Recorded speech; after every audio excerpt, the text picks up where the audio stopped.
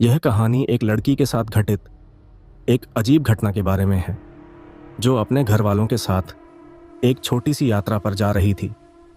लेकिन उनकी यात्रा में जो कुछ भी हुआ, उसने उनके जीवन की दिशा बदल दी। यह कहानी एक भूतिया अनुभव से जुड़ी हुई है, जो उसे और उसके परिवार को आज भी याद है। ये घटना एक गर्मी की छुट्टी के दौरान की है। काजल, जो एक खुशमिजाज और समझदार लड़की थी, अपने माता पिता और छोटे भाई के साथ अपने दादी नानी के घर जाने के लिए निकली थी। घर से लगभग 200 किलोमीटर दूर एक छोटा सा गांव था, जहां उसकी दादी रहती थी। काजल और उसका परिवार तैयार होकर सुबह के समय अपनी यात्रा पर निकले थे। गाड़ी में काजल, उसकी माँ, पिता और छोटा भाई था। रास्ता साफ था और मौसम भी बहुत अच्छा था। सब खुश थे क्योंकि यह यात्रा उनका मनपसंद था।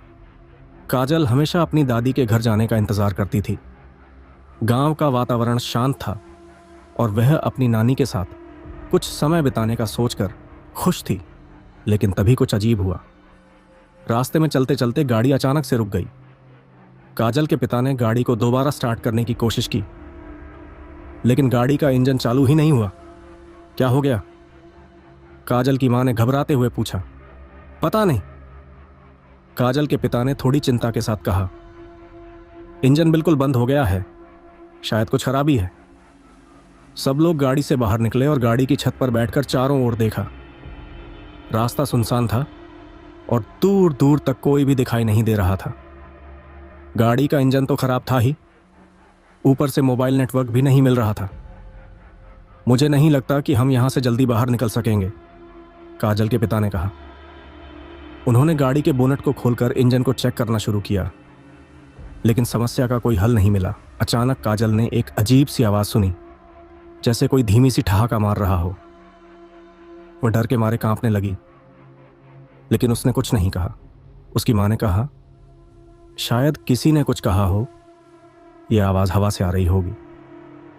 लेकिन काजल के दिल में एक अजीब सा डर बैठ चुका था। उसे महसूस हो रहा था कि कुछ ठीक नहीं है। काफी समय तक कोशिश करने के बाद भी जब गाड़ी नहीं चली, तो काजल के पिता ने फैसला किया कि वे रात यहीं बिताएंगे और सुबह किसी अन्य वाहन की मदद से शहर तक पहुंचेंगे। सब लोग गाड़ी के अंदर बैठकर रात का इंतजार करने लगे। आसपास का माहौल काफी अजीब था। जैसे जैसे रात घनी होती गई, काजल को ऐसा महसूस हुआ कि कोई उनकी ओर देख रहा है। यह डर उससे बर्दाश्त नहीं हो रहा था। उसने अपनी मां से कहा, मां, मुझे डर लग रहा है।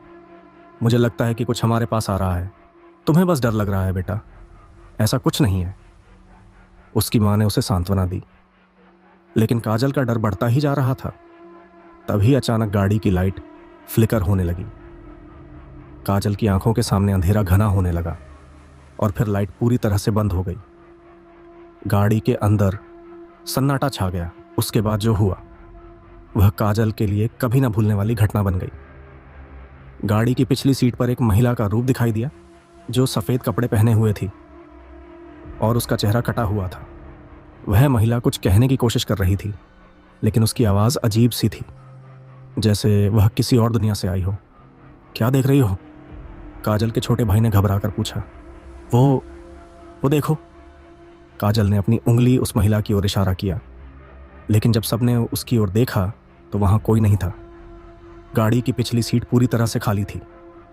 काजल की धड़कन तेज हो गई थी। वह अब तक डर से कांप रही थी। उस रात गाड़ी में कोई सो नहीं पाया। सब जागते रहे और रात के काले साए से बचने की कोशिश करते रहे। अगले दिन सुबह जैसे ही सूरज उगा, काजल के पिता ने एक ट्रक वाले से मदद ली और गाड़ी को किसी मैकेनिक के पास ले गए। गाड़ी के इंजन की समस्या को ठीक करने के बाद जब काजल के पिता ने ट्रक वाले से पूछा कि क्या इस रास्ते पर कुछ अजीब घटनाएं घटी हैं, तो वह आदमी बोला, यह रास्ता काफी पुराना है।